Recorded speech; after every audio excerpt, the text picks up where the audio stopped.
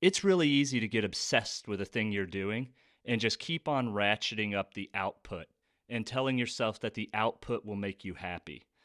But what I've found from doing things that take a long time to achieve, like once you start measuring your efforts in like hundreds of hours, like what I have to do when I'm writing a book or training for a marathon, you realize that it's not worth getting into the process unless you enjoy the process itself.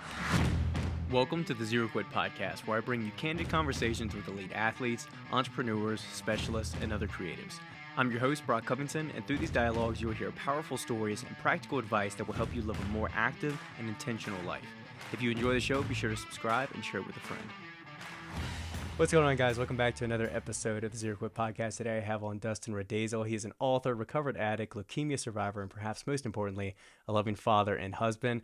After recovering from cancer treatment, he began his running journey while concurrently working towards sobriety. Since then, he's ran 3 marathons, transformed his life, and recently published his latest book, Looks Like We're Running, An Amateur's Companion to Becoming a Marathoner.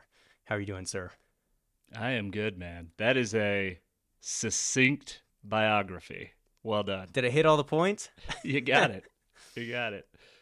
Yeah, I'm shooting for marathon number 4 this year. I have felt frustrated with my inability to finish a marathon.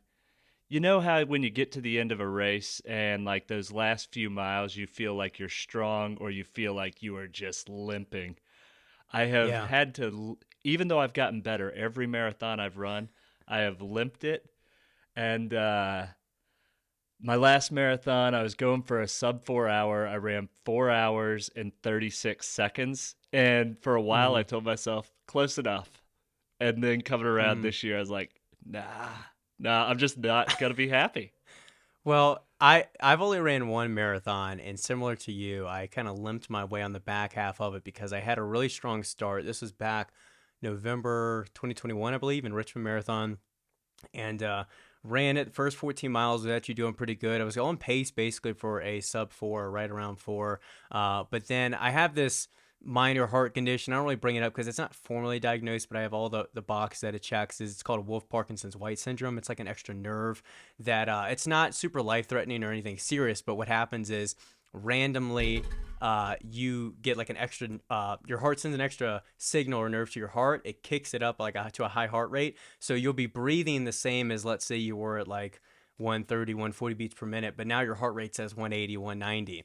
Interesting. And at the time I hadn't had as much experience with it. I had felt it before. Sometimes it'll happen if I swallow my spit a certain way and skip a breath, and it kind of triggers it. So it's usually something that, like, I guess frightens me or startles me is a better word to say. But to make a long story short, that drained me a lot, having my heart rate so high and not knowing how to get it down at the time.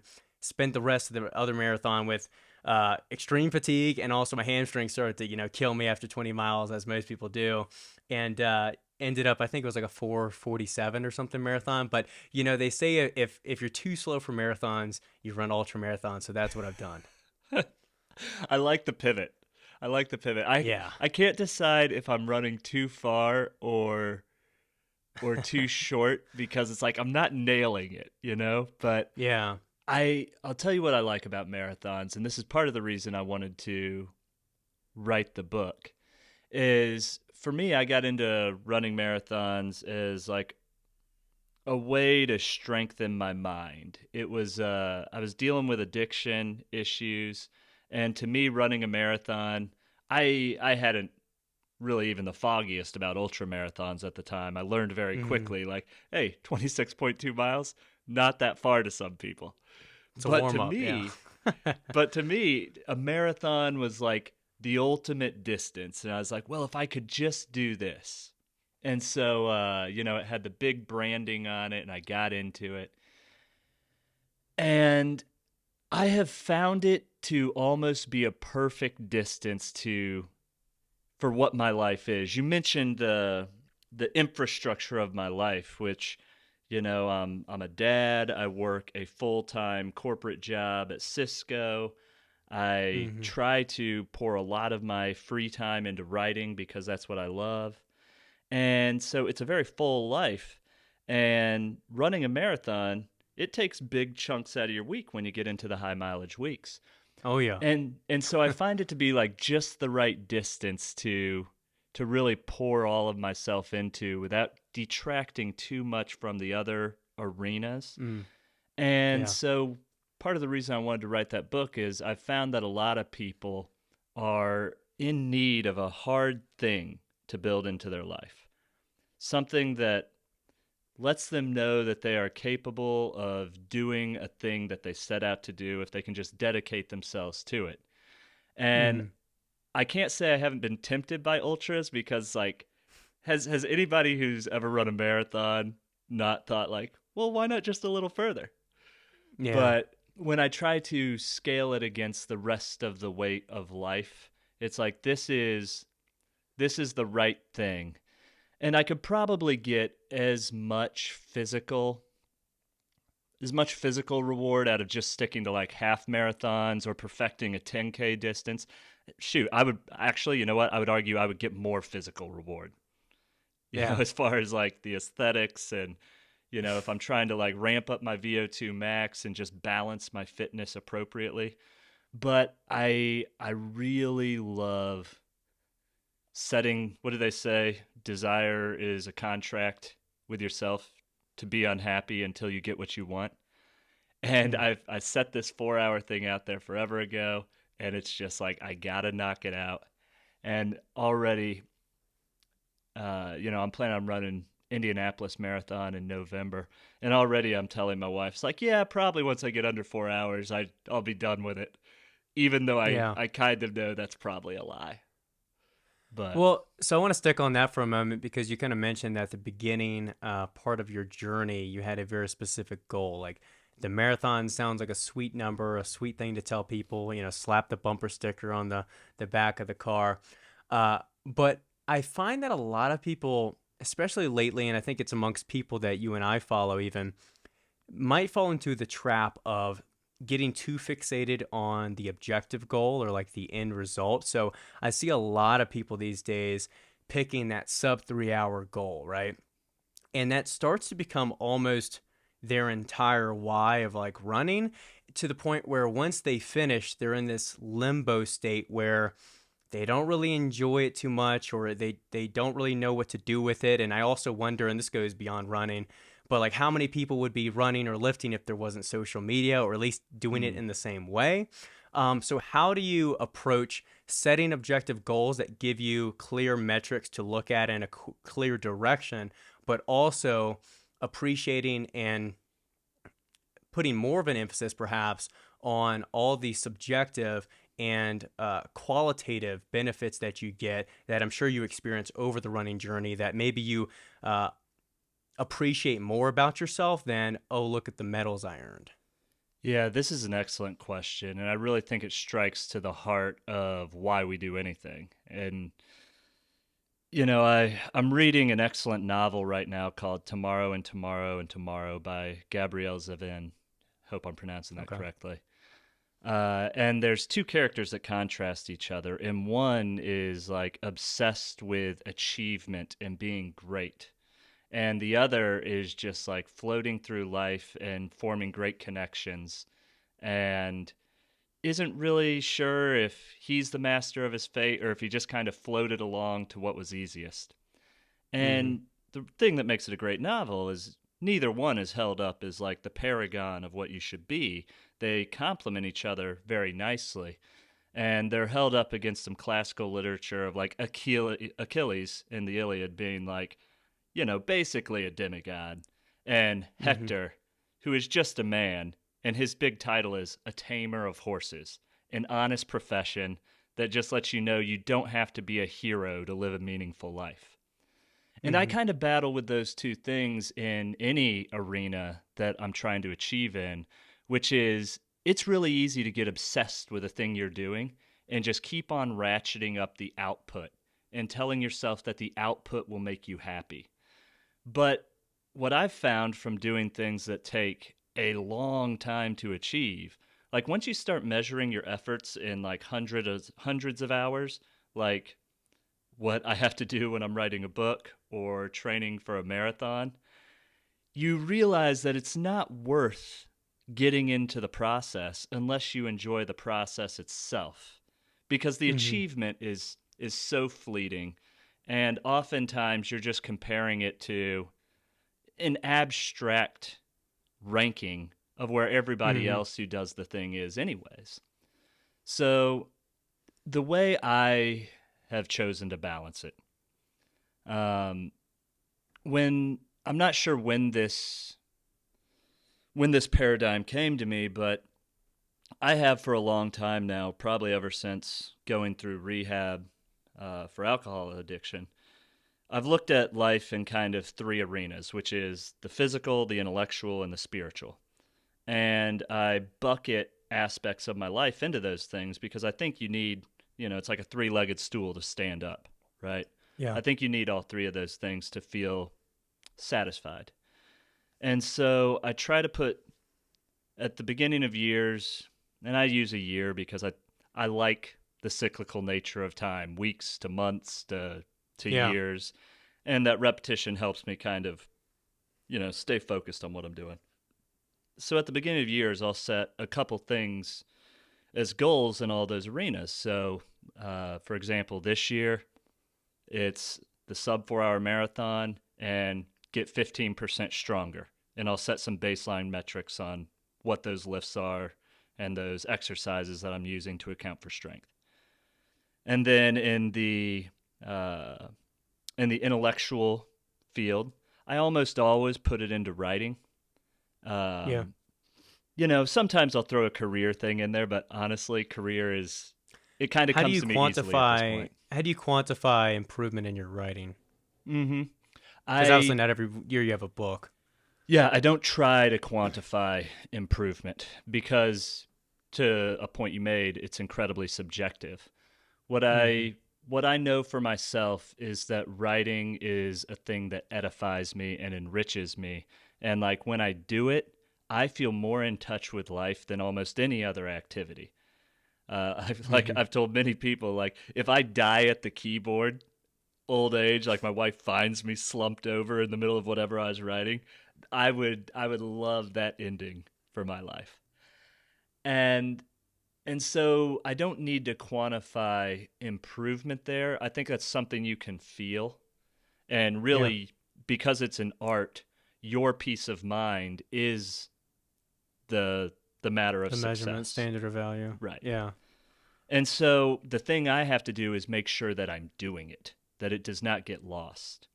So Mm. I've done different things for that in the past. I've done daily word count. I've done daily time, and I'll use like sticky notes on my bathroom mirror at night to make sure like I've recorded it.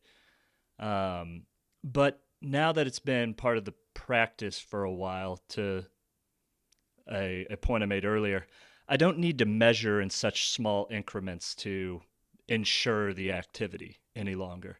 So, like this year, my goal is finish the first draft of this new book. I know what the book is, I have it in mind, and I just need to work doggedly until it gets finished. And Hmm. I'll find the time to do that. I have my regular writing routine, and if I don't hit it, I'll understand why, and that's fine. It's for me. I'm good at that goal now.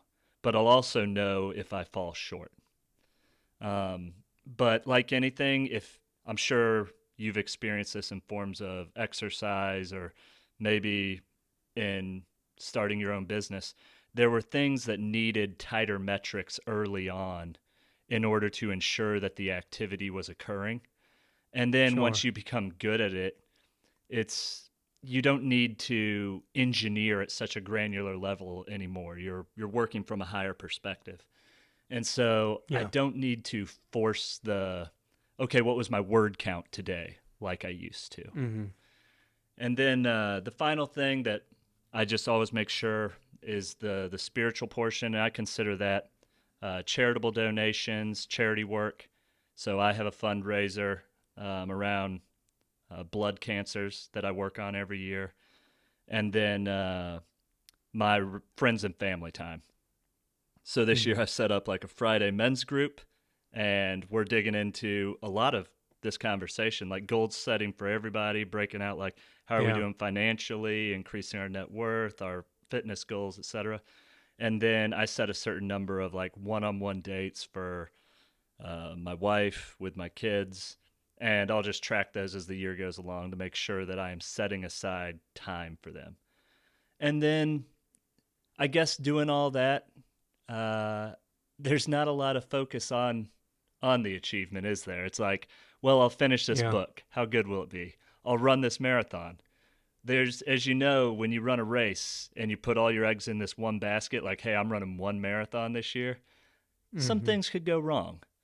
But the point of the goal is to ensure that the activity leading up to the goal occurs. And if I'm Yeah. working towards all three of those all the time, then I have balance in my physical health, my intellectual pursuits, and my relational stability. And those three things combined for me have created, I mean, the most peace of mind I've ever had in my life. Could it be better? Probably. But it's a Hmm. system that I find I refine a little bit every year, and it has made me really enjoy my efforts.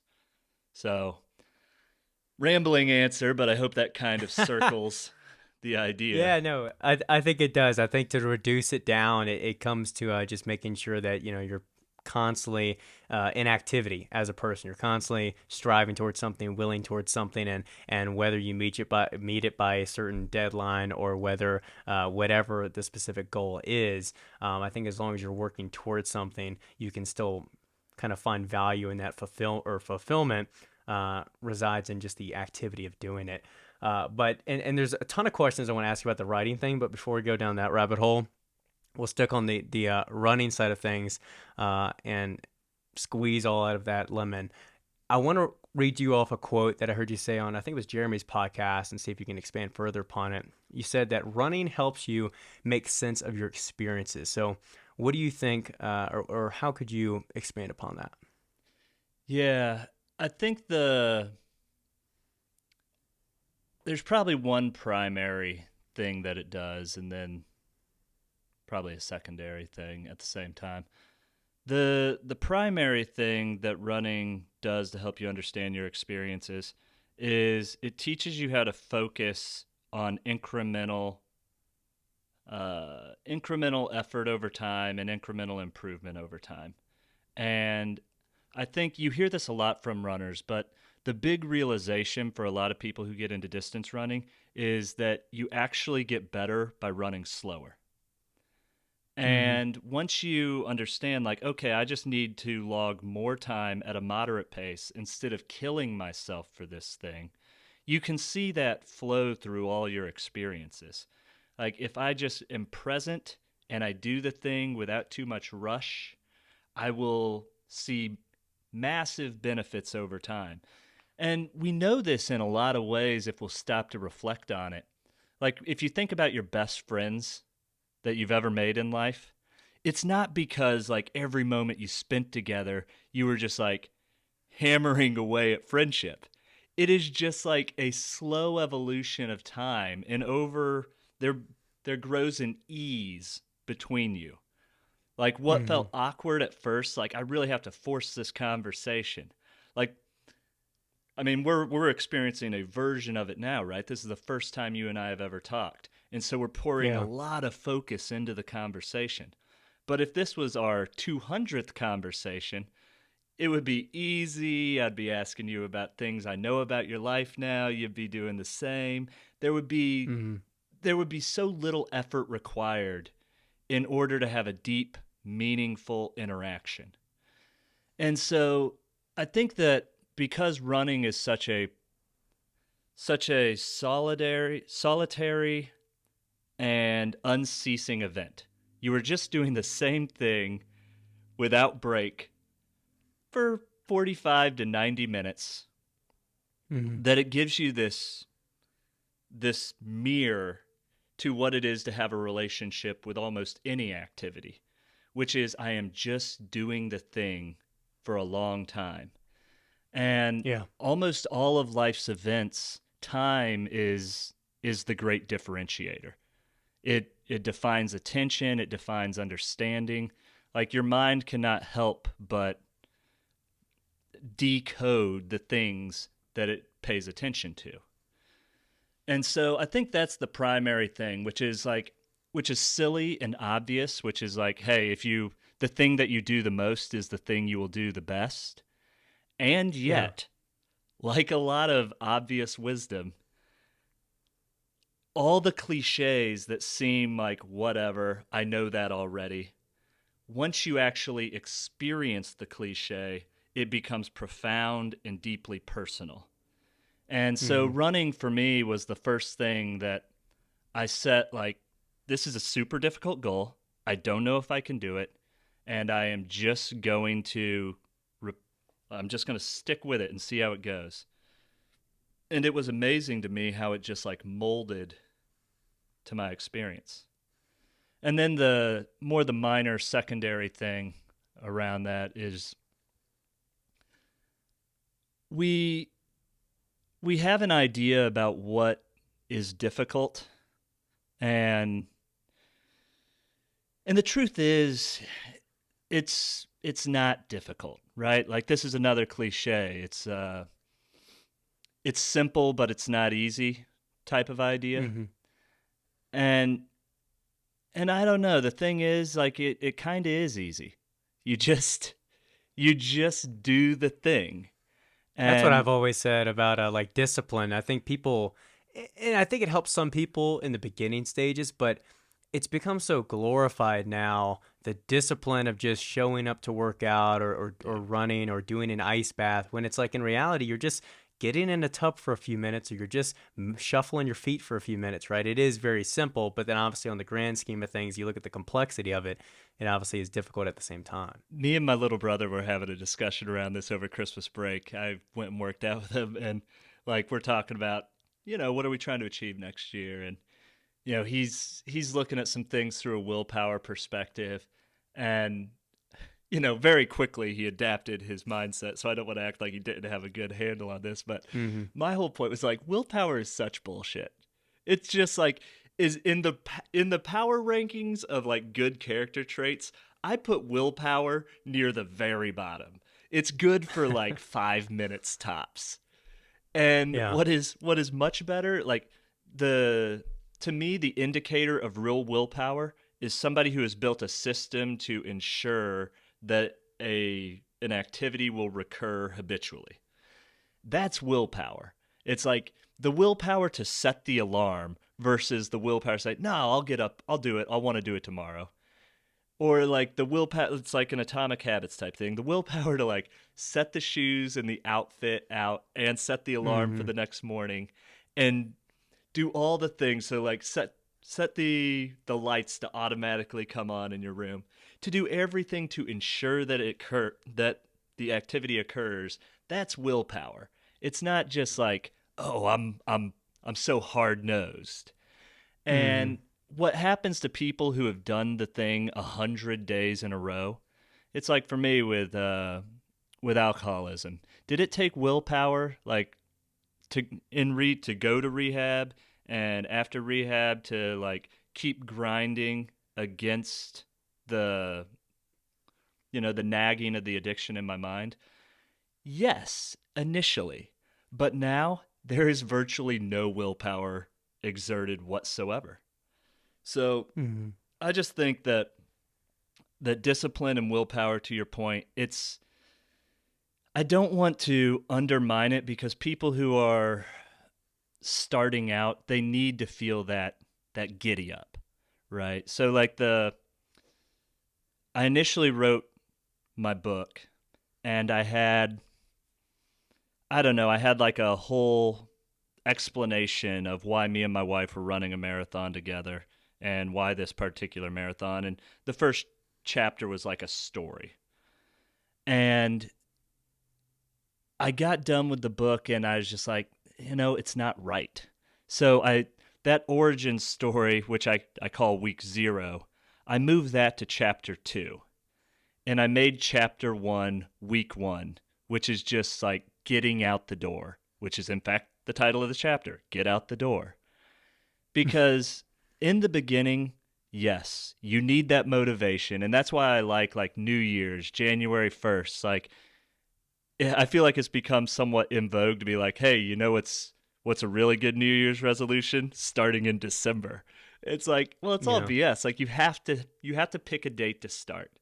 And so use that motivation to get rolling, but more than anything else, use that motivation to ensure you have a system of repetition. And then you won't need motivation anymore. It'll just occur. So I didn't mean to talk about this so long, but to the point, No, no. it's It's all right.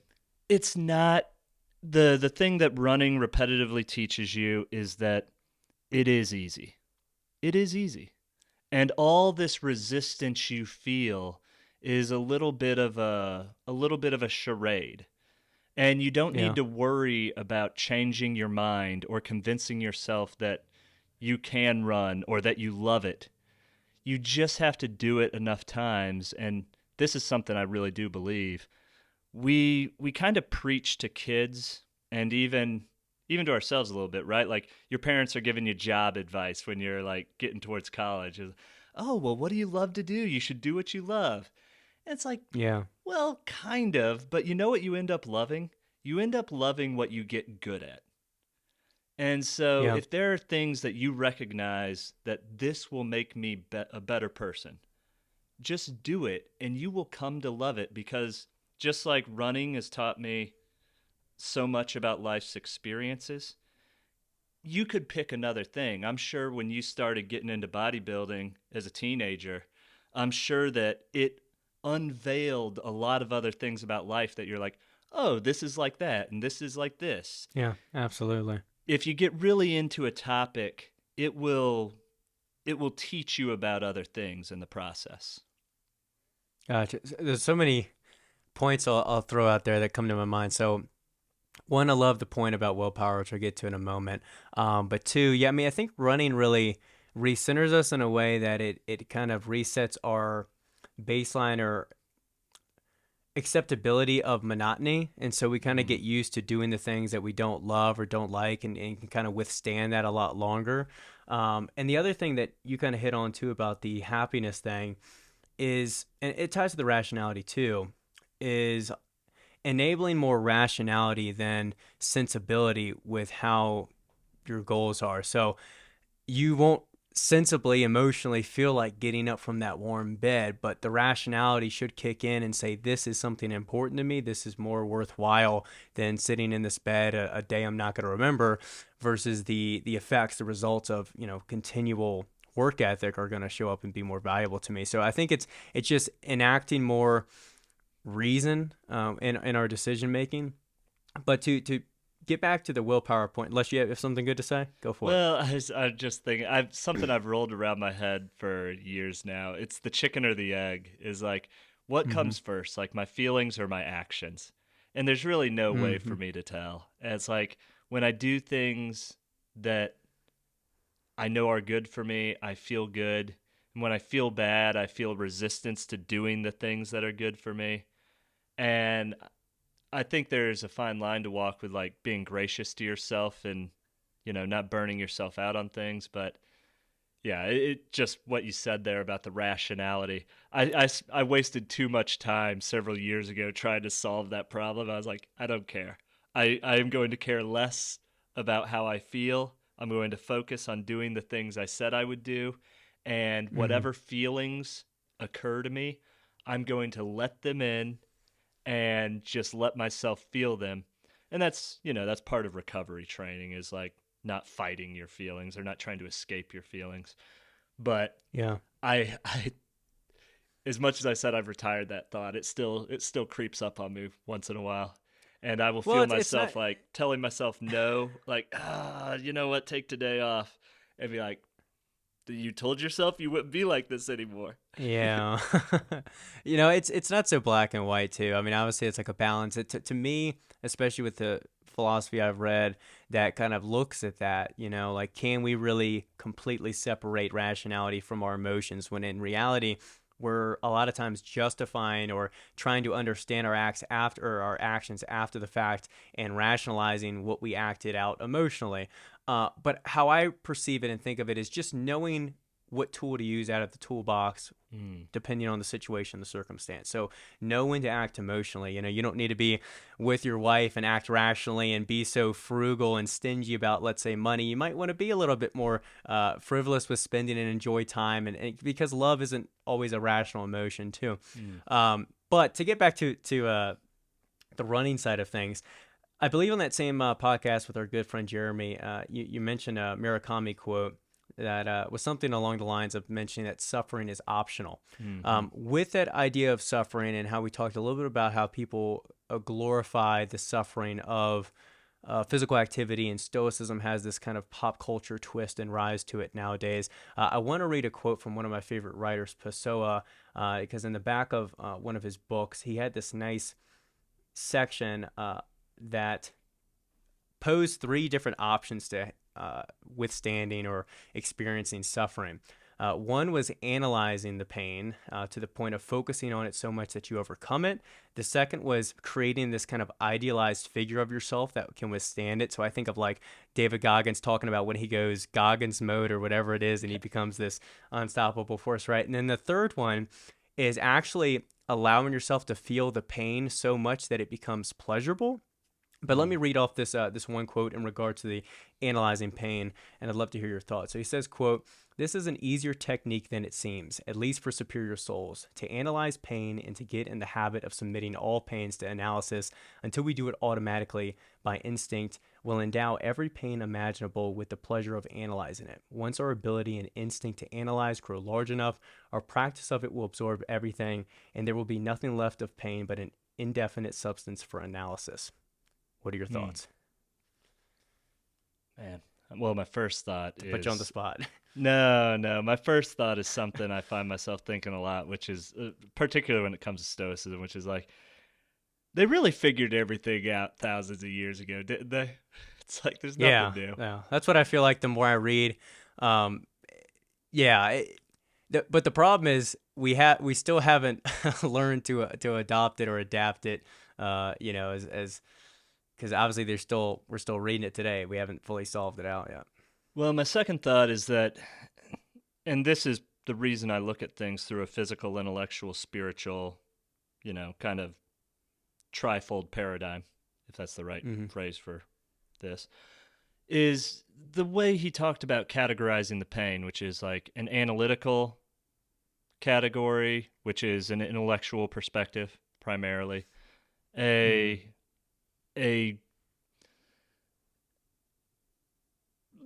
what was the second one? It was so there's analyzing the pain, which I feel like I resonate most with that, where I try and really focus on the experience, feel it to its fullest extent, allow it to be very palpable, and that way that I kind of deaden the pain a little bit by just appreciating the moment. The second one is having that kind of idealized figure or secondary persona, and then the third is finding pleasure from the pain, almost like a masochistic way. Yeah, so there's like an analytical approach, the idealized persona, which I feel like is an emotional effort to overcome the pain, and then the it's with me all the time, which is the physical experience. You can't get away from your body.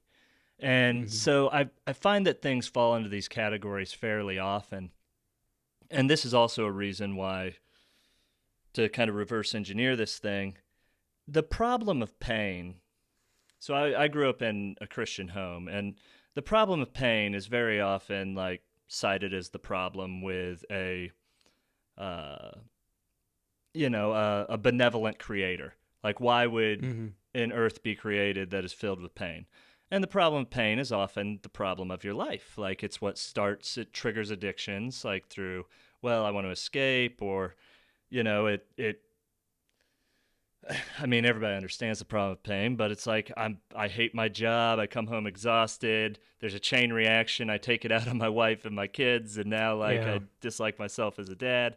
Like, the problem of pain is not just a physical one, but the reason there were a lot of things I wanted to write. The reason I wrote Looks Like We're Running is I think of my writing is a continuum that will occur throughout my life that hopefully teaches not only me how to live better, but I'd like to lay out something that my children could look at and understand not just me, but a way to navigate the world. And it Mhm. doesn't have to be running, but I think having a healthy relationship with a difficult physical exercise is about the quickest feedback loop you can create for the problem of pain. And so Mhm. if you do something every single day to get into that pain, it starts to let you understand how you process it.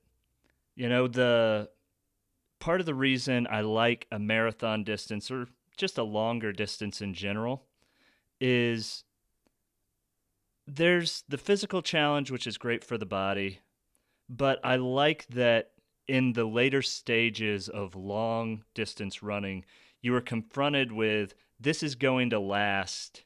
This thing that I'm disliking is going to last potentially for an hour. And I feel like you go through all the stages that the philosopher just mentioned there.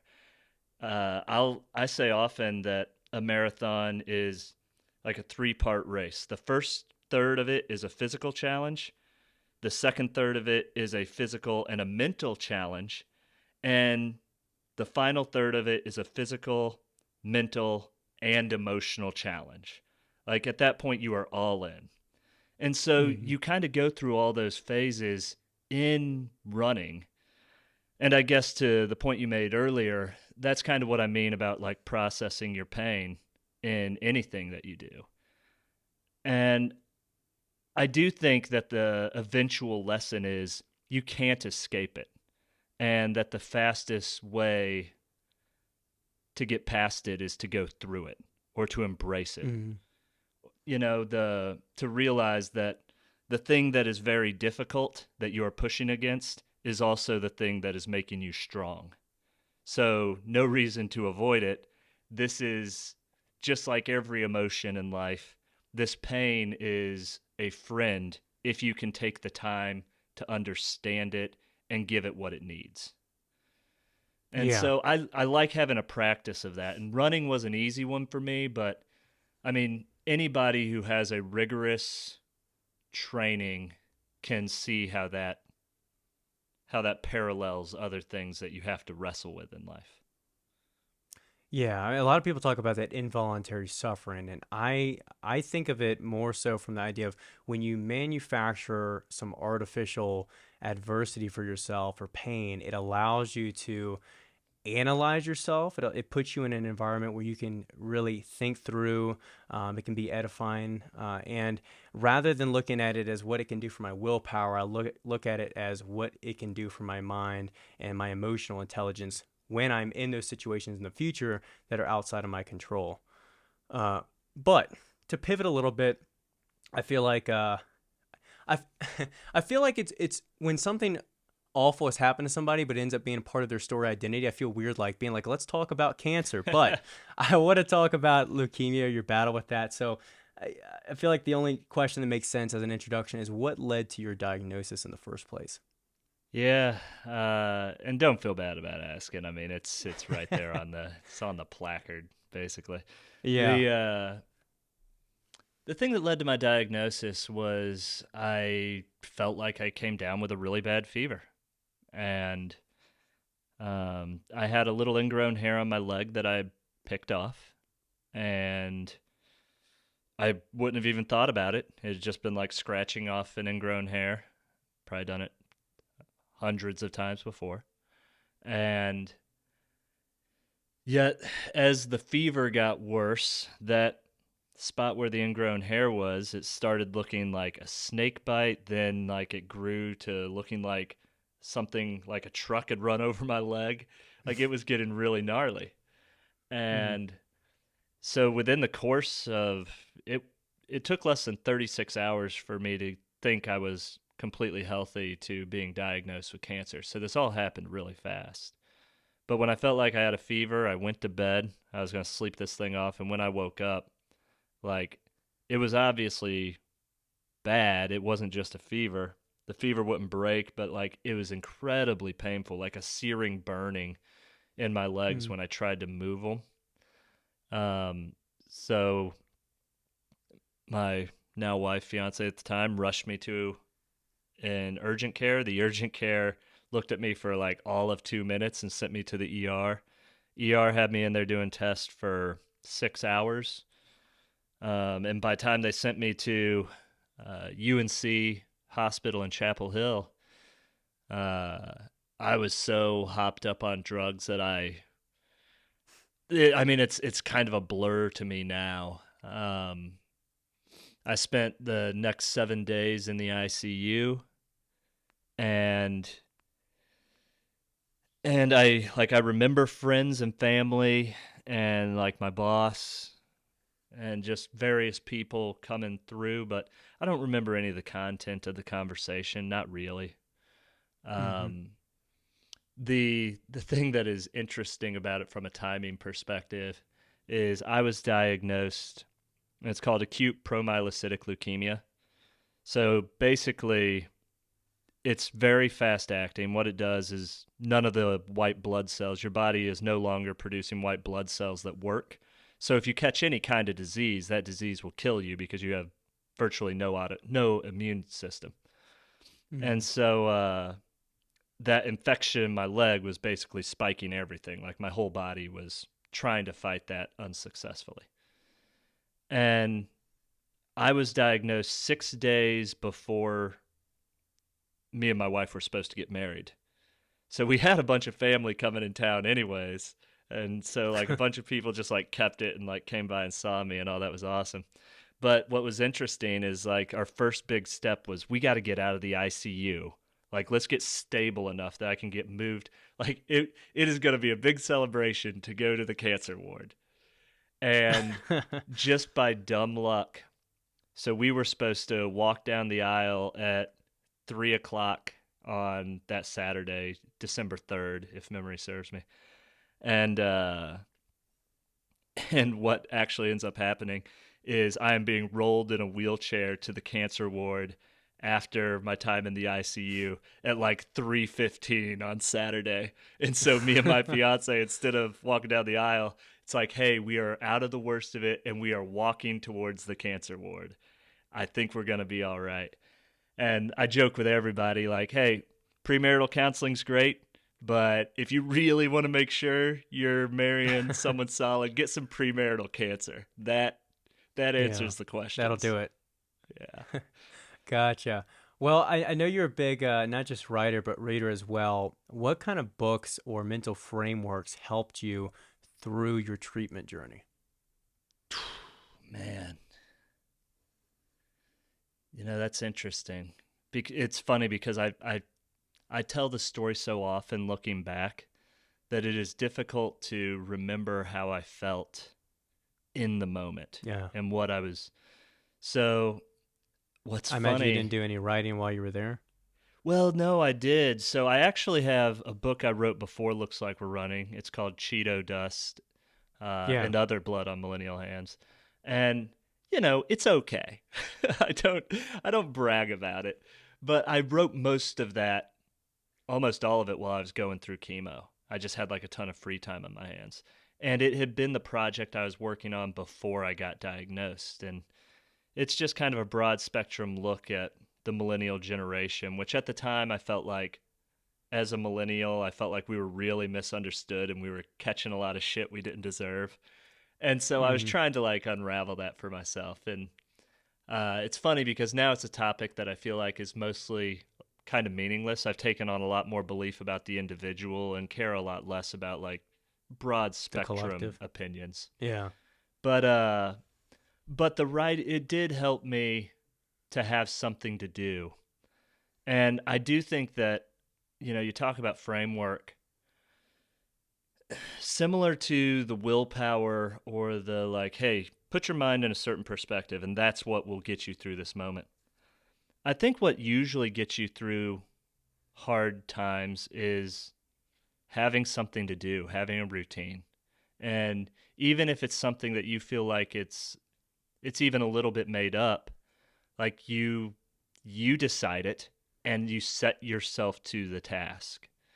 So, part of the reason I I mean it's not it's a huge part. It's like 90% of the part.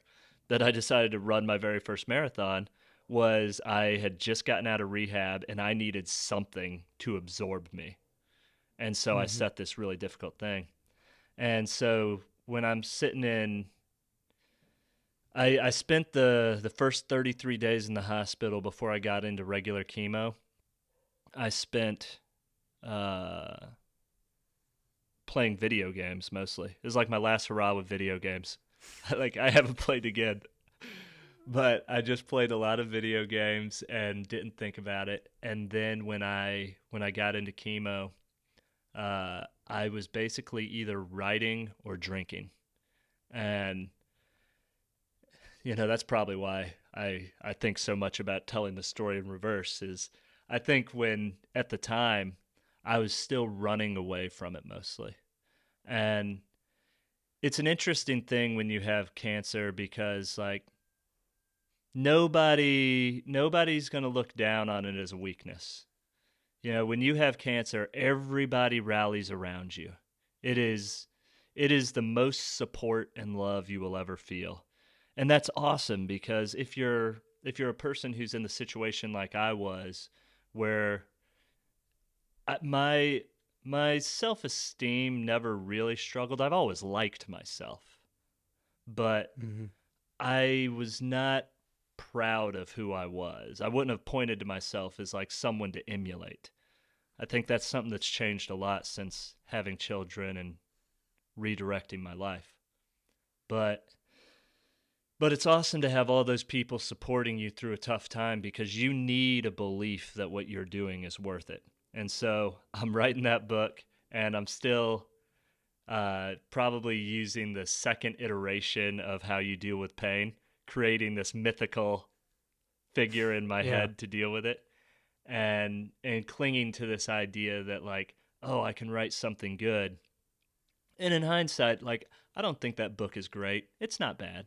You'll find some good stuff in there, but I'll always have a soft spot for it because it really helped me get through that time to have the work to do and a task to accomplish and feel like the best of my life was in front of me instead of worrying about all the regrets and the pain as I went through this potentially life threatening event that ended up being like 10 months. It's a long time to wrestle with something.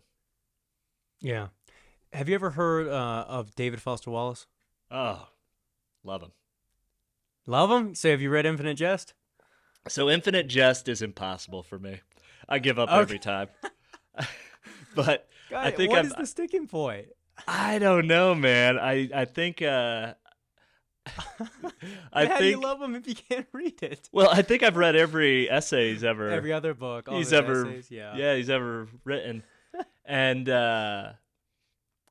I've it's not just the essays. I'm a big fan of the movie that was done by Jesse Eisenberg and the guy who played With Marshall from How I Met Your Mother. Yeah, uh, I think blanking on his is it last name. Jason Yeah, whatever it is. I want to say Yeah, whatever. Sudeikis, but it's not Sudeikis. It's not him. It's another It's the other Siegel. Jason. Jason Siegel. That's it. That's the one. Yep. Yeah, there it is. And so, Yeah. I watched a ton of when I was first getting into writing. I watched a ton of interviews, like with him, Jonathan Oh yeah, his Franzen, interviews are phenomenal. Yeah, and yeah. so all that to say, like I'm a fan. And I've tried Infinite Jest 3 times. I even tried an audiobook. An audiobook is like forget about it. That's a Oh, dumb I'm way to sure it's approach weird. that book. Is it boring or does it just feel daunting, like overwhelming, I like think too it was much? daunting, and no, I haven't attempted it. I haven't attempted it in the last 4 or 5 years. I. It's Maybe I'll funny talk because I you feel into like I feel like it. I'm apologizing for this now. Look, Well, I, anyway, I'm gonna let knock it me. out. Okay, there we go. We'll circle back, but there's a ton of phenomenal discussion. Just because, obviously, as you know, addiction and alcoholism was, you know, an integral part of David Foster Wallace's life, unfortunately, and a lot of his experience bled into the book when his character Don Gately and the whole recovery house is in the AA meetings and all of that. So what I was going to ask you, although it may be like taboo since the whole point is anonymity, but did you attend AA and did any of those kinds of cliches or experiences help you through your addiction? 100%. Yeah, I was gonna say real quickly. Um, in the last chapter of the book, I actually quote David Foster Wallace, Oh, and I think it's beautiful. Well, read it. applicable. Read it. It says, the horrific struggle to establish a human self results in a self whose humanity is inseparable from that horrific struggle, that our endless and impossible journey towards home is in fact our home. And to me, that was like everything about like the process is the purpose. So like get into it and embrace the He was a suffering. beautiful writer, wasn't Oh, it's unbelievable.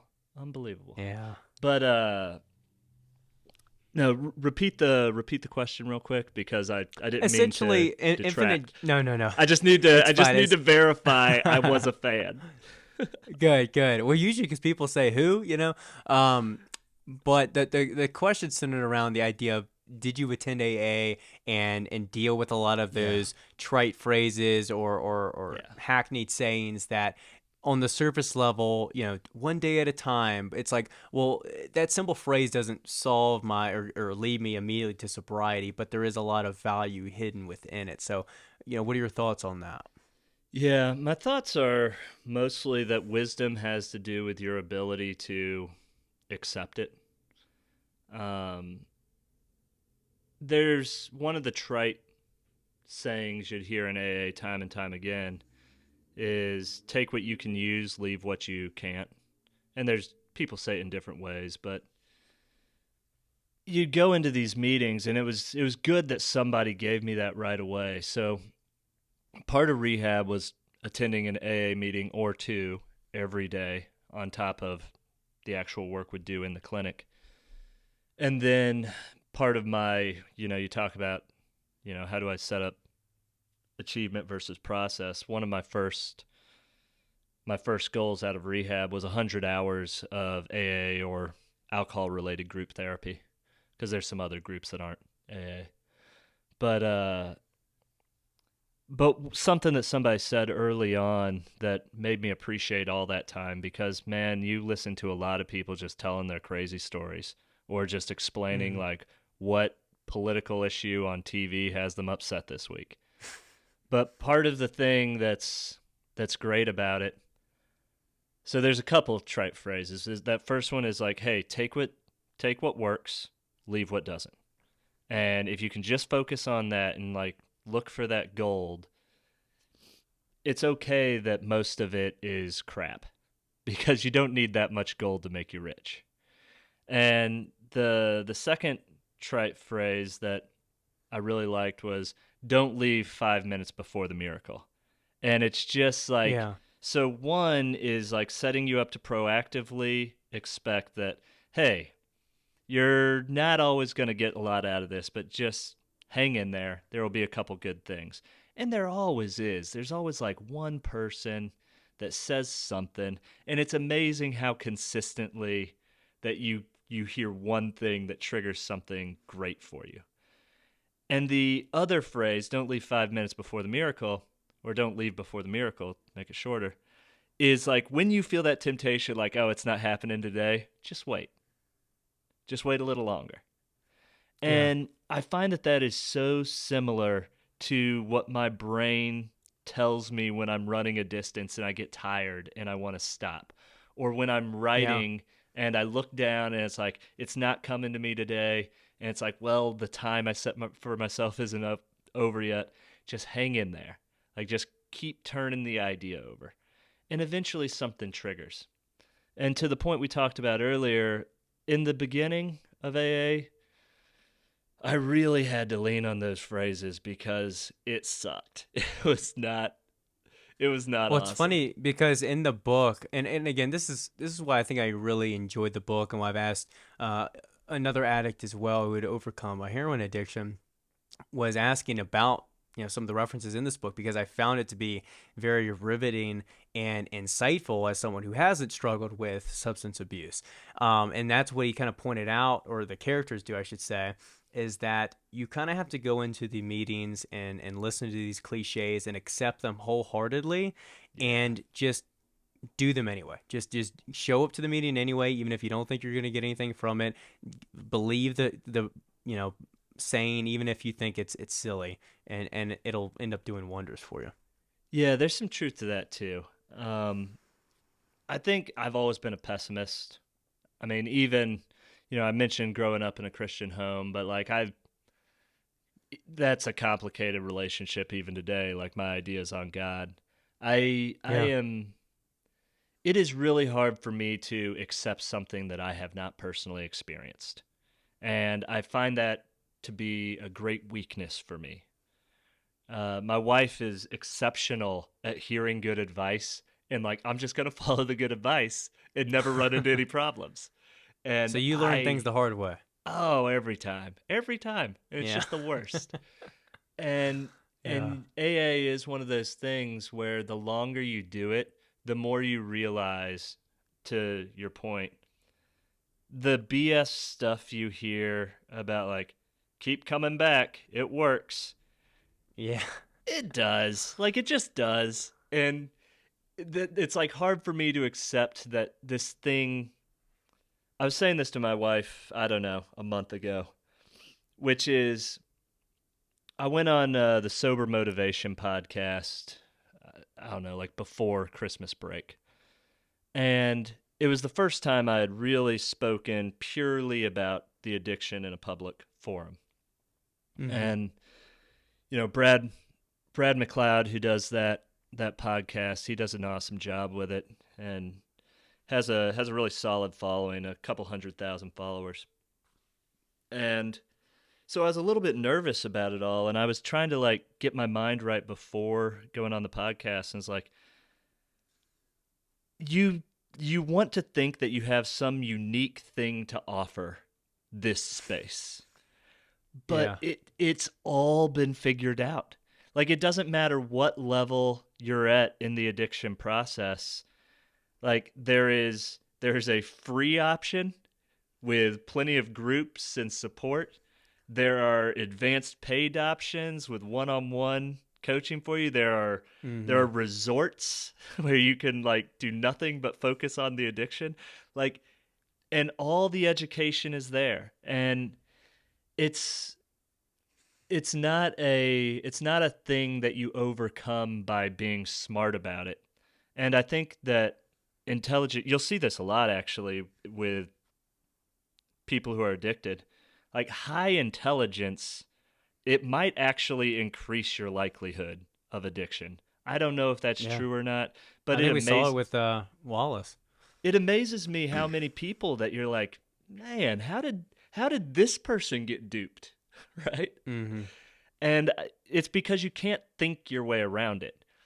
In fact, to your point, accepting the simple, uninsightful truth that there is nothing to do but just like show up every day, stay That's like we said. dry. It's simple, but it's not easy, right? So just And circling back there. dude, yeah, and it's even difficult to talk about because like right now what we're doing, we're articulating this concept, and you want to offer something even now insightful on this idea, but there is no new insight, Something new. guys. Yeah, There's, yeah.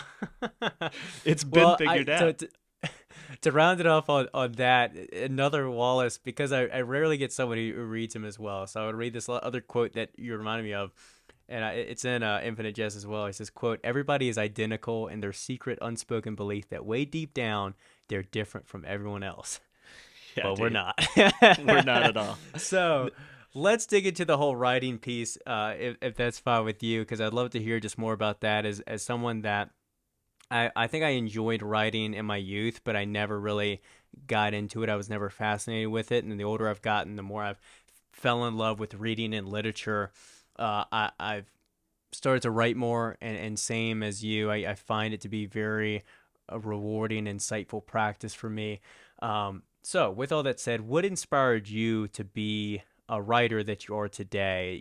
Did you always write? Was there always something in the back of your mind pulling you to get started with it? Yeah, I wish there was like a very clear like origin story. I wrote an essay for my Yeah. mom. I don't know. I was homeschooled growing up. It must have been like second grade or something like that. Uh, and I put a lot into it.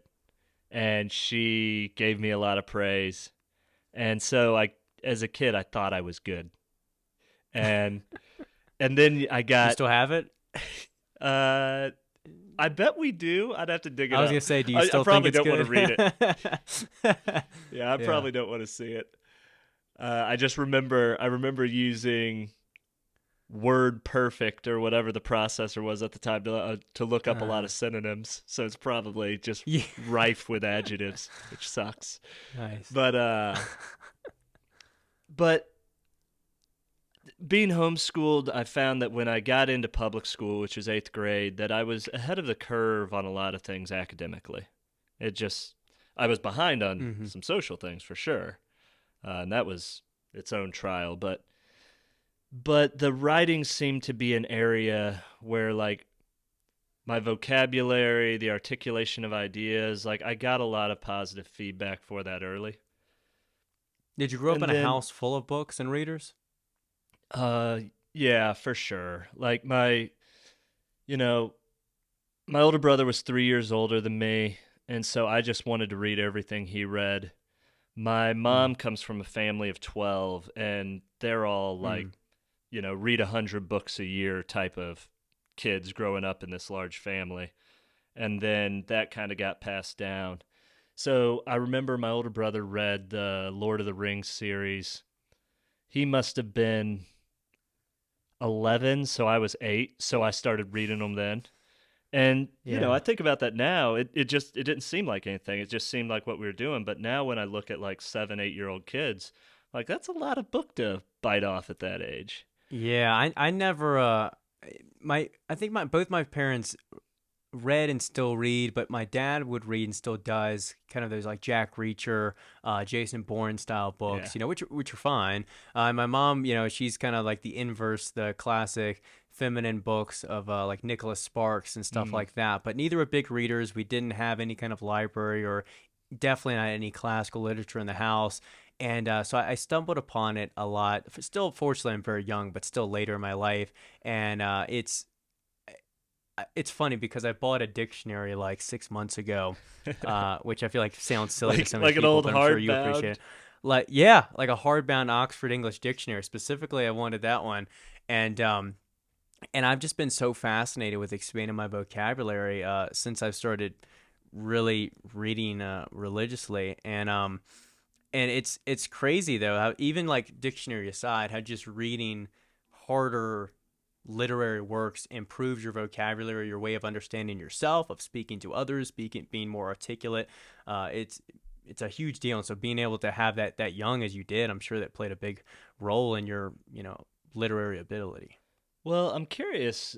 I didn't want to like pivot, but I've been thinking about this throughout the podcast. I've noticed it's fairly easy to tell when I listen to, interviews with you, the articulation, the vocabulary, and you often cite a pretty wide selection of books. I'm curious Hmm. about like being that you dropped out of college to start your own business. What did you do as far as saying like here's what I need to read or here's what I need to get into? Was it a natural curiosity or did you just kind of did you like follow a Well, certain did you have like a reading hero that you're like okay, everything Ryan Holiday says? no, I actually. Well, side note, I'm not a huge. I have contradicting feelings about Ryan Holiday, but I'll get As to that do I. later. I yeah, I really didn't care for reading at all in school. Like most kids, I'd kind of look up test answers before I go there, read summaries, spark notes. So I mean, read the Percy Jackson series as a kid, but besides that, no Nice. reading until I was like 20, and which isn't that long ago. I'm 23 for reference, 24 next month, so still young. But I say that because when I turned 20, I was working at this gym. Someone who was a student at UVA had left a copy of The Republic by Plato on the desk. And so I picked it up and I was like, oh, like esoteric philosophy. Like, let me, take a stab at this. And I started reading it and I was like, this is kind of interesting. And I feel a bit of, pretension by reading it. I feel kind of cool in that way. And, but I was like, okay, I can actually kind of understand some of this. It's interesting because it's challenging.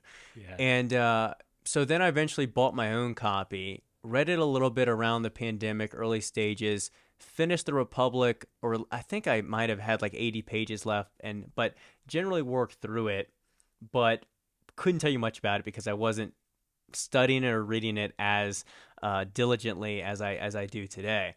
Fast forward, 2 years after that, I just gone through so many phases of trying to start getting the habit of reading, and I just couldn't stick with it. It wasn't really, I think it was a mix of not finding the right books for me that were stimulating and interesting, but also I'm a very habitual person. So if I can tie it and habit stack it and something like that, I'll do it. But if I just say, well, let me do it at any time during the day, it doesn't work for me. So once we moved from Virginia to Colorado, I was able to dial it into my morning routine. Then it became concrete for me. And so really, it sounds silly, but I've been able to, I feel like, catch up by reading as much as I have. But I've only been an active reader for like a year and a half. Yeah. And I've been able to read like 60 books and, like you say, fortunately, a wide variety. But it's been quite recent. And before that, it was, like I'm looking at shelf over here, like the 48 Laws of Power, or some of these like general self-helpy books that I knew just weren't grabbing me in the same way. But yeah, I mean, since then, as far as how I choose my books now, I worked my way kind of chronologically through the Western canon of philosophy. So, I started with Aristotle, I worked my way up, Descartes, Spinoza, got to the empiricists with Hume or Locke. I kind of actually started with Nietzsche, but then, decided to dial back, but worked my way back through Nietzsche, Schopenhauer, Kant, Camus, the existentialist, and all of that. And then in between there, especially over the past 8 months, I've gotten more into actually fiction and literature. So I just finished up, I think one of my favorite novels I've read, And Quiet Flows the Dime by Mikhail Sholokhov. It's a Russian novel in the mid-1900s. Highly recommend it. Read a bunch of Dostoevsky, Kafka, some other works as well. So it's kind of just been, I mean, again, the cool thing about reading in general is there's an insane amount of books. And specifically, if you have a fascination or a predilection like me for classical literature, there's still like an infinite amount. You said, like you could pick a Dostoevsky and go through 8 or 9 books, then hop over to, Jane Austen and go through a bunch, or whomever. You're not going to run out of selection. So it's a long story, but hopefully that answers some questions and where my mind and history is at. No, it's fascinating. What I try to encourage people with today. So shortly after rehab, when I was trying to rebuild my life, I read like 120 books in a year, and I was like, I don't need to make sense of it. I just need like an influx of information. So that first year, it was just like, let's pour it all in. And the thing that's fascinating, to your point, is like books are so omnipresent, but it's really like the best possible deal you're gonna find.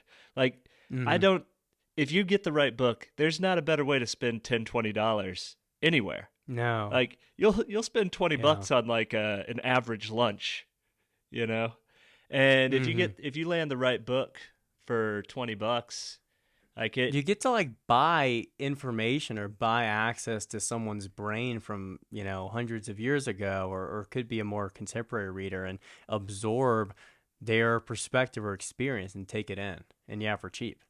Yeah, and it's in my experience, it's a much better, it is a denser handle on whatever idea you're interested in than you're going to get from like a YouTube video or I was just about to say, I love those other things too, but it doesn't give you that same, like, it's kind of like a carbs versus protein. Like you can use like some YouTube shorts or some quick podcasts to give you like an overview of the idea, and that's good immediate energy for the topic. But if you want something that builds like long-lasting muscle in your mind on the topic, it is hard to beat a book. And it's just crazy that it's such a good deal. There's so much information, and yet like you don't meet that many people who read seriously. Yeah, well, the mistake that people make, and I do the same, and this is going to be contradictory because this is a podcast, but people want a Huberman podcast, or they want something they can absorb quickly or passively. When reading, you can't, although my wife, loves her audiobooks, and it's a little bit different with fiction, but like you said, serious reading requires you to be in a solitary spot, quiet, sit down, your attention is fixed on this book, and you have to read it slowly and soak in each page. It can't just be Mm-hmm. passively absorbed in your mind, or like in a quick hour discussion. The book might take you, 20 to 80 days to read. It's not like an hour on a long road trip that you can just try and absorb a whole life lesson. So I think I hope more people can return to books, and this would be what I would literally tell myself not long ago, because they are overlooked in a lot of ways as far as a resource in a day and age where everybody wants immediacy or something digital. Yeah, the sacrifice is what ultimately makes it worth it. It's like I've thought about this a lot recently because I'll find myself trying to part-time it even with my kids. Like I'll have one AirPod in, listening to a podcast while I'm like playing with my son. And I Mm. find that those times I'm doing that, I don't really hang on to either thing, you know? Yeah. And so the sacrifice of putting one to the side and focusing fully on the other, it's like I need the entirety of my attention and my senses if it's going to last in my sense memory of my life. Mm-hmm. And to kind of pivot back to the writing, the reason writing is stuck for me, like it came in because I could tell I was decent at it in comparison to others. The reason it stuck is I probably first had this realization. It's embarrassing to even share this story, but a girl I was dating in college, she went and traveled abroad, and we were just having a time of it. And I was in like the emotional throes of like this long distance relationship. Mm-hmm. And was it dissolving? Were we falling apart? And so like I would sit in class and I basically wrote like filled up like one of those Moleskine notebooks, like Yeah. writing stories of our relationship in the notebook, and eventually like I gave it to her. And we dated for like another year. It didn't work out. But Yeah. but I realized in that process, like writing those things down, I was so much more lived in that portion of my life. And so I began enjoying exploring, like just writing about like memories or like making up alternate scenes of things. And my Mm-hmm. appreciation for moments that I played out in writing was, I mean, you can't put a number on it. Like, let's just say it's tenfold because that's how memory works. It's like a game. You choose to remember or you just leave it up to happenstance. And Mm-hmm. so I write a letter to my kids every year for this purpose, like kind of recapping what happened over the last year and like lessons I want them to hang on to, lessons I learned from like being their father. And I find that that's what happened with the running book and really with any of the writing. And I'm trying to get a little bit more, a little less explicative. I'm currently working on, it's like, I think it's fair to I just was call gonna it a say, straight can up. you say what the book is? Yeah, I mean it's so early. I'm like 2,500 words in, so it's going to change rapidly. But like as it stands, it's a science fiction novel, and Mm-hmm. I'm playing around with some other ideas because the opening of it could turn into other things. But if I write out the novel idea, which I've outlined, then it'll just be a science fiction novel. But a science fiction novel isn't about any one thing. It's a metaphor for a lot of things. But you find that your life naturally goes into the writing and choosing to remember lessons and events in the form of parable or just explicative memory. It pays the full sacrifice of the attention. Not only did I pay attention when the event occurred, but I paid attention for a much longer time to hone off all the BS that was in the memory so that only the core element of the memory remained. And once I've written about it and I have sharpened it down to this little story, like this was the thing that mattered from this event, I carry Mm-hmm. that with me so much better than the rest of my life, which I just kind of like, you grab randomly and it has various levels of refinement. And maybe you told a good story. Maybe you just told something that was really fluffy. It's whatever. But the things that I Yeah. choose to focus on, because there's so much attention sacrificed, they become sacred. And to take portions of your life and to make them sacred is tantamount to me as being grateful for your life. The highest level of gratitude I can pay is the things that come out of the other side of the writing. And so it is very difficult for me to find something comparable to like when I've finished spending the time this way that Mm-hmm. I almost never feel as good as I do when I'm done with the writing. There's in the moment things like I've recently been feeling extremely fond of my daughter. She just turned 3 on Friday. She she says I love you and gives more hugs than anybody, and I could not feel more affection for anybody. Or at least I haven't. I don't think it's possible. And yet I Mm-hmm. find myself constantly thinking about I can't wait to write about this because I know that like Mm. I'm having the moment now and then I can have it again and I can make it even sharper and then I'll have it forever. Mm.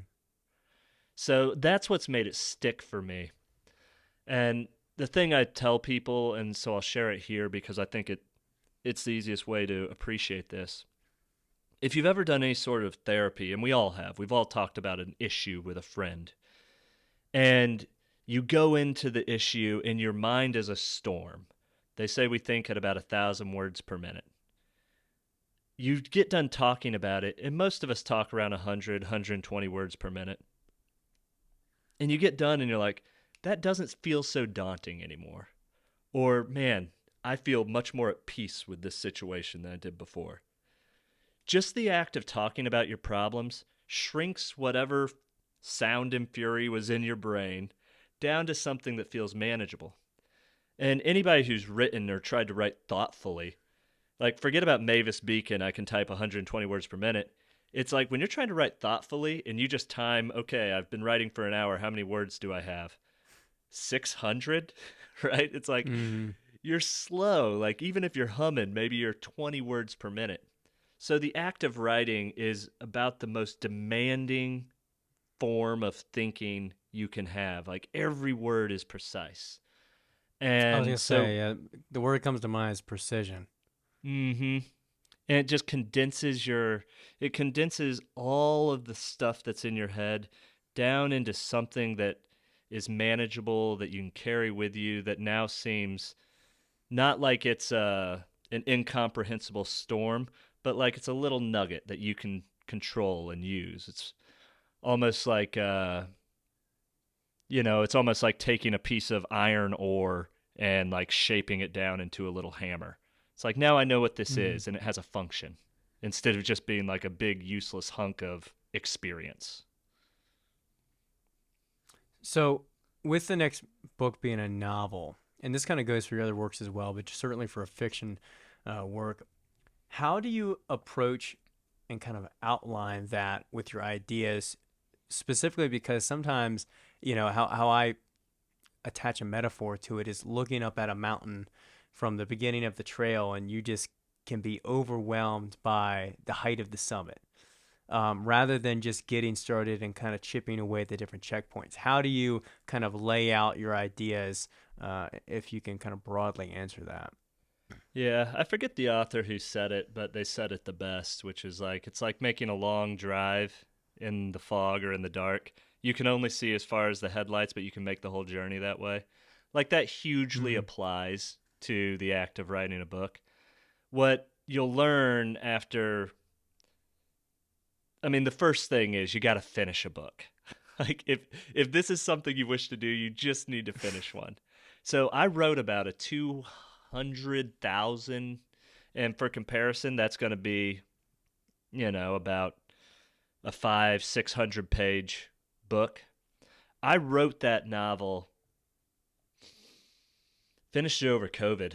So I guess finished it 2, 3 years ago. But I wrote it. It was awful. It's all there. I did 3 drafts of it. It is a stack of craziness.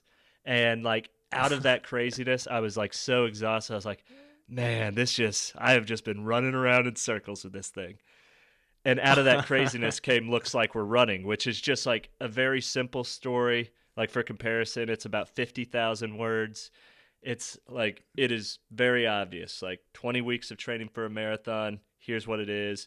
And there's some funny stories in there. Like there's some good references. But I was like, I'm just going to write something clean, direct. And Looks Like We're Running is the most proud of any long work I've ever been. I think it's awesome. But there is a complexity that I desire to accomplish with a novel, with a larger story. There's other ideas I wish to explore. And I learned a lot from writing that first book, which, to your point, like, you do need to know what it's about. You don't, everybody's going to have a different approach, but to me, it is not that important that you have, like, here's the thing perfectly outlined. Here's all my plot breaks. Like, here's the rise and fall. You just need to know what it's about. You need to know, like, a couple of great characters and what they're about. And you need to let the story present itself to you. And you need to get going. And I did outline this science fiction novel in its entirety middle of November. And then I started writing something else, and I found all the ideas I had outlined came into this something else. And now this something else is so obviously, to me, the beginning of the science fiction novel. And that's why when we started talking about it earlier, I was like, it could be a science fiction novel. It could be a science. It's the beginning of this novel. And that's where it's leading me. And I realized, like, I thought I was going to tell this tight little 5,000 word parable that would lead me into a nonfiction work.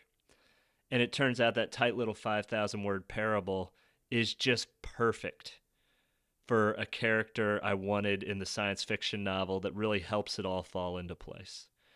And so I don't think that, and look, we'll find out, right? And in 18 months from now, like if this thing is rolling and I've got a publication schedule and I'm really proud of it, then, well, this methodology works. If it doesn't, then I'll probably have learned something about the preparation process I did not know before. But I think because I went through it in a rambling manner in the past, the fact that I have a very clear end point that I'm going towards, and I've got currently 5 characters that I know for sure who they are, I think it'll work itself out just fine.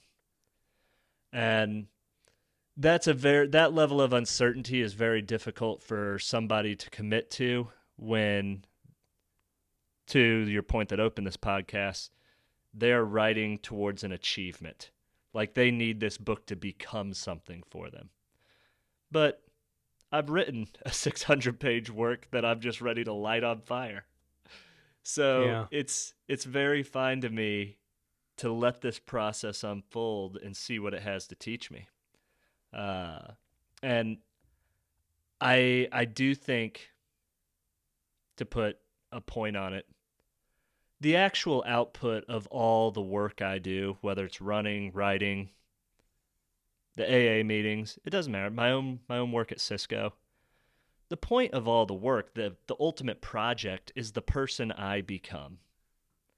And so if I'm writing with purpose and I'm trying to be precise, the excellence of the effort is the point of the work. And if I am doing that thoughtfully and intentionally, the thing that comes out on the other side is going to be a better version of myself. So I don't struggle with the uncertainty of that. I like what I do, and we'll see how the book turns out. But as long as I have peace of mind, then it'll be a success. And then how people react to it, that's up to them. I like that. Focusing on the effort rather than the outcome. As long as excellent effort's there, we'll see where the outcome lies. I Yeah. str- I struggle with this to a degree because there's a portion of me that would love to quit my job and write full time. And Hmm. look, if I wrote a hit and it turned into like a TV show that pays royalties, like now you're rolling, right? Like you've got a Hmm. career. But I also have the luxury of making what I think is, I hope Cisco doesn't listen to this, probably too much money for what I do. And Yeah. so as long as I can balance it, I don't have to put pressure on the book to be something excellent. And there's a battle there because for anybody who's read Stephen Pressfield, either The Art of War or Turning Pro, you'll you'll recognize that is a war you'll fight inside yourself with, like, would I be better if I burned the boats and went all in on this thing? But the beauty of not burning the boats is that the art can just exist as it needs to, and I Yeah, can more just stay freedom. dedicated to it and let it evolve. Yeah. Last question about writing that I want to ask you was in one of your reels that I really loved. And it's something that I've struggled with, and not just with the concept of writer, but just uh, can carry into anything. Is you said that when people ask you, what do? You say that you're a writer.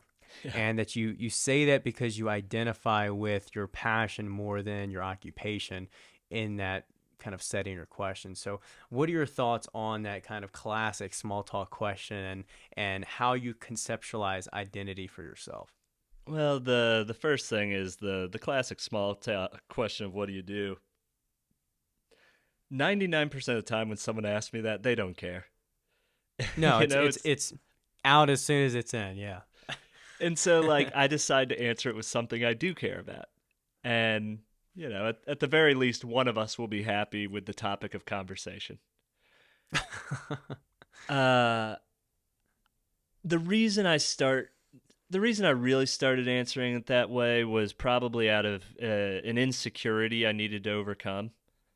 It's like the I felt embarrassed, like, oh, I'm trying to write, but I'm not actually.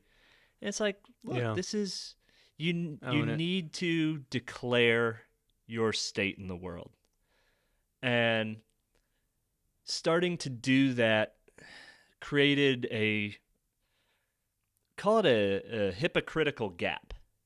It's like, well, if I'm telling people I'm a writer, I better be writing. Hmm. And so I started working to close the gap between who I professed to be and who I actually was. And now I'd say those things are in correct harmony. I'm good at having that conversation, explaining the difference, because usually the follow ups will be like, "Oh, anything I would know?" And it's like, "Well, do you read much about running You're like, books or the millennial generation?" have you ever read Infinite Jest? Yeah. No. Try to own It's like, that. nah, probably not, but like you could. Hey, I'll Yeah. send you a link. Uh, so it also like it opens up to a sales pitch, which is a selfish portion of it. But I more than anything, I think that if I'm trying to be helpful to others, I think that people in our country, at least the people I grew up with, are kind of plagued by the what do you do question. It feels like a burden to like answer that question with something that sounds impressive. And so I used to like telling people that I worked at Cisco, and I still kind of do because I'm proud of, I mean, the job changed my life, and the living I'm able to provide for my family and the relationships I've made there have all been fantastic. But once I started realizing that I was really answering that question to impress people more than to fulfill the person I wanted to be, I kind of started feeling seedy about the answer. And I think that a lot of people they pick a college major, and then they pick a job, and then they pick a spouse, all because they have this idea about the perceptions that other people have for them.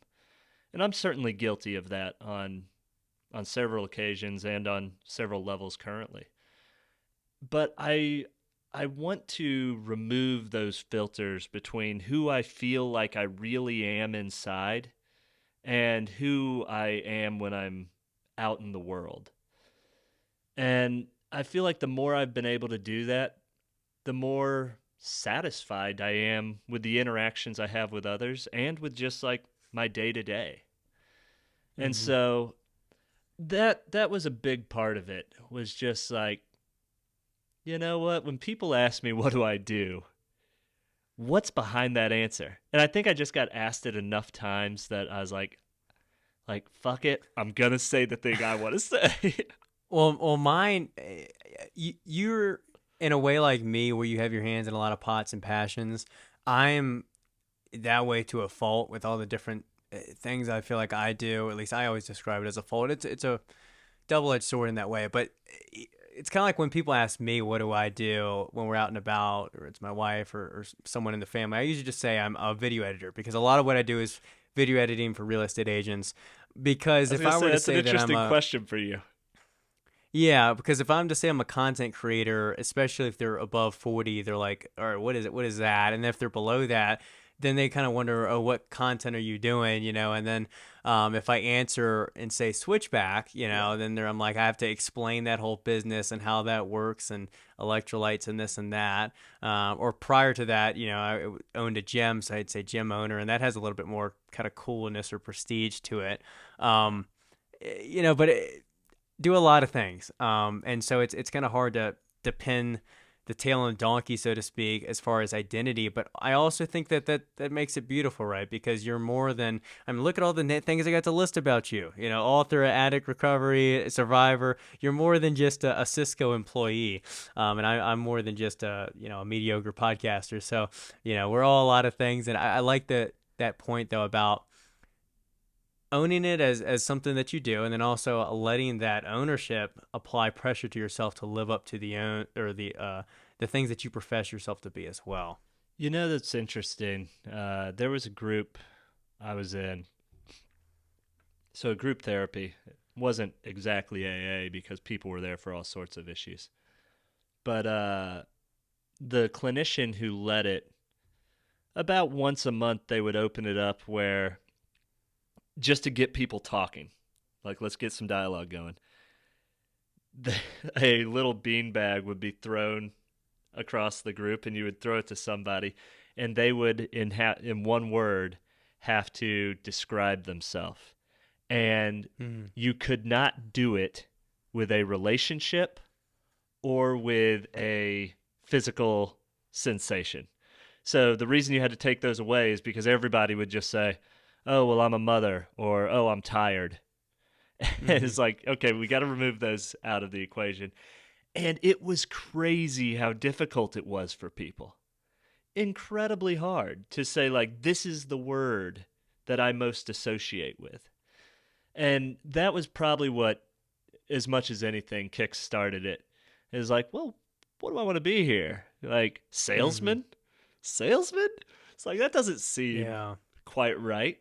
I Like, thought about that lately, as far as, yeah, it can be I think people use it as a writing prompt, but like, what do you want on your tombstone? And it's mm. like, I don't want video editor or content creator on there, right? I want something with a lot more profundity to it. Yeah, yeah.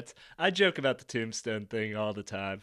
Like I'll find moments like all throughout the day where like something will happen. I'm like, put that on my tombstone because Yeah, that's part of the ridiculousness of life. But that's true. you don't have to have a single word. I would just like to encourage people that, like, to your point, what you do, the way you make money is oftentimes the least interesting thing about you.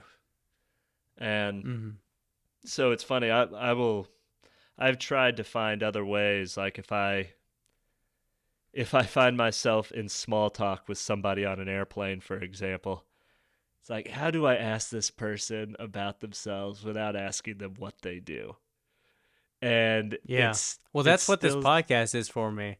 I have to like fight behind superficial things that people do. Not superficial, that kind of connotes something negative, but more like the out-facing things that someone does. How do I Mm-hmm. get to, you know, the inner Dustin? How do I get to the essence and the passionate Dustin rather than just talking on the surface level about, the things you sell or the things you talk about maybe directly? Well, I do think that I'll say this about like you and Jeremy both, and I guess just towards I think of you guys together because of Switchback, but and probably because I followed you off of seeing Jeremy's content. Yeah. But I think about you guys similarly because, I'm 38. I've been telling people I'm almost 40 for like 3 years. When I turn 39, I'll just be telling people I am 40. It's like I can't wait to tell Yeah. people how old I feel. But I feel like both you guys have discovered something at a younger age about, trying to embrace who you want to be and trying to make that work instead of living for the ideas of others. And Mm-hmm. that comes with a lot of hard work and a lot of difficulty. But, it's I think about this with my kids, not to compare you guys to my kids at all. That's not what I'm saying. But I find so often that I look up to the absolute earnestness of the way my kids approach their life. There's no guile, there's no concern about what other people are thinking about them. And, to see the type of work that you guys are doing with Switchback, but in all your endeavors, it's much more about making something of yourself rather than making yourself into something that other people will accept. Mm-hmm. And to me, I admire the hell out of that. And so part of the reason I like following you guys is it reminds me of the portions of my life where like that is the effort I'm after. And it's easy to point at the corporate job and be like, well, this is where I trade myself for money. And it feels Mm-hmm. like, if I could make all my life one thing, what would and make the same amount of money, what would I drop? Well, yeah, it would be that. But I also find that has given me an opportunity for connection and authenticity to a crowd of people that is thirsting for it.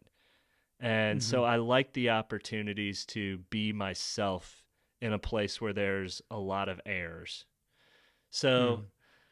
I don't know. All that to say that if you're out there and you're feeling crushed by, you know, making something of yourself in the occupation, that maybe you can just take a step back, give yourself a little grace, and know that like whatever you pick, it's gonna be all right. Just try to Yeah. do it excellently, and you'll find yourself in it. Well, I think we've covered every base that comes to mind in this talk. So it's been wonderful to have you, and I know we'll stay in touch after this. And I definitely got to stay in touch with you just on book recommendations. But for those that are interested, where can they find you? Where can they find your books? The best spot for the books is still Amazon. If you're a Spotify listener, you can listen to the audio version for free on Spotify. Looks like we're running. And really, the only social media I am active on is Instagram. It's at Dustin Riedesel, same as the name you'll see in the episode title here, all one word. But yeah, if anybody is curious about anything, like it is still very simple for me to get back to everybody on DMs within 24 hours. So if Yeah, well, there's me any as well. direct Still, questions, yeah, feel free to message we're not me. famous like Jeremy. No, it's super simple. It's like it's funny. I have one reel that Jeremy put out that just like I mean for me, Oh, I saw. Yeah, it it's blew over up. Yeah, yeah. 800,000 views. Like I've never had that sort of online experience before. And so all of a sudden like I'm having like messages with strangers. I'm like Mm, it's like is this weird? Is it not weird just because it's all new? It's like, what yeah. the heck? Like, it's awesome. It's really cool to see people respond to the content, and it's kind of cool to make some new friends, even if it's like somebody in Australia who's reading my book and telling me what parts they like. It's all been really great. So yeah, it's at Dustin Riedesel, and happy to see anybody who is on a similar journey. Yeah. Well, if you guys enjoyed the podcast, please give it a share. Subscribe for more stuff like this. Follow Dustin, and obviously grab his copy of his books. And I'll catch you guys in the next one.